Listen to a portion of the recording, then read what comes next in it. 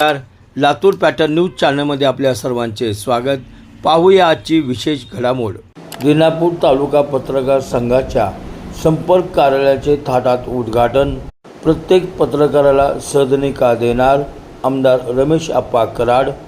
महाराष्ट्र राज्य पत्रकार संघ मुंबई शाखा रेणापूरच्या वतीने संपर्क कार्यालयाच्या उद्घाटन प्रसंगी प्रमुख पाहुणे म्हणून बोलताना लातूर ग्रामीणचे आमदार रमेश आप्पा कराड म्हणाले की पत्रकारांनी समाजासमोर वास्तव मांडले पाहिजे।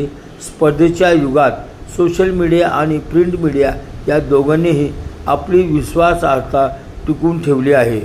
कार्यक्रमाच्या अध्यक्षस्थानी पत्रकार संघाचे राज्य उपाध्यक्ष तथा लातूर जिल्हाध्यक्ष अशोक देडे, मराठवाडा अध्यक्ष अनिल सावंत, रेणापूरच्या नगराध्यक्षा श्रीमती शोभाताई आकणगिरे, मुख्याधिकारी अजित डोके, पोलीस निरीक्षक सुधाकर देडे, जिल्हा परिषदेच्या सभापती सौ शिवकन्या गोडभरले, पंचायत समिती सदस्य श्रीदेवी गालफाडे, शिवसेना जिल्हा प्रमुख सचिन दाणे, भाजपाचे नेते विक्रम काळे आदी प्रमुख पाहुणे म्हणून उपस्थित होते। या कार्यक्रमाचे प्रस्तावित पत्रकार संघाचे तालुका अध्यक्ष शरद राठोड यांनी तर आभार प्रदर्शन मराठवाडा सचिव विष्णू आचार्य यांनी मांडले। कार्यक्रमाच्या यशस्वीतेसाठी पत्रकार सुधाकर फुले, अनिल फुलारी, वाल्मिक केंद्रे, बाळाप्पा स्वामी, गोपाल चिताडे, उमेश जोशी, वसंतराव सूर्यवंशी, तुषार जोगदंड, उदय पाटील, सतीश जाधव, संजय माकेगावकर, चंद्रकांत सूर्यवंशी, शिवाजी एमते आदी पत्रकार बांधव व नागरिक मोठ्या संख्येने उपस्थित होते। पाहुयात आमदार रमेश आप्पा कराड काय म्हणाले। गोपीनाथरावजी मुंडे साहेबांचं नाव आपल्या डोळ्यासमोर येतं। ज्या दिवशी मी जवळपास या तालुक्याचं पालकत्व घेऊन आता जवळपास 25 वर्ष झाली, लोकनेते गोपीनाथरावजी मुंडे साहेब या तालुक्याचे आमदार असताना मला स्वतःला आठवत आहे की या रेणापूर तालुक्याचं पत्रकार भवन गोपीनाथरावजी मुंडे साहेबांनी दिलेलं आहे आणि त्याच्यासाठी निधी सुद्धा गोपीनाथरावजी मुंडे साहेबांनी दिलेला मला स्वतःला आठवतो। तेव्हा शरदराव, तुम्हाला पत्रकारांसाठी मी तुम्हाला शब्द दिलेला आहे की तुम्हाला जे जे देणं शक्य आहे ते देण्याचा प्रयत्न आम्ही 100% करणार।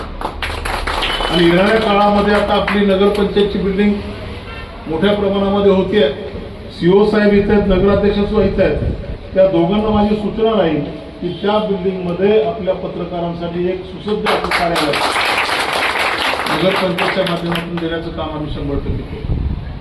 त्याच्यानंतर आमचा दुसरा एक प्रयत्न चालू आहे की आपल्या तालुक्यातल्या 100% पत्रकारांसाठी गृहनिर्माण संस्था काढून त्या माध्यमातून माझ्या पत्रकार बांधवांना प्रत्येकाला एक घरकुलाची सदनिका मिळाली पाहिजे, याच्यासाठी सुद्धा आपला प्रयत्न चालू आहे। तर लवकरात लवकर त्याची मंजुरी कशी घेता येईल याच्यासाठी आमचा प्रयत्न चालू आहे। त्याचा पाठपुरावा तुम्ही सगळ्यांनी केला पाहिजे। पत्रकार म्हणून ज्यावेळेस तुम्ही या तालुक्यामध्ये काम करत असता त्यावेळेस तुमच्याकडे बघण्याचा दृष्टिकोन वेगळा असतो।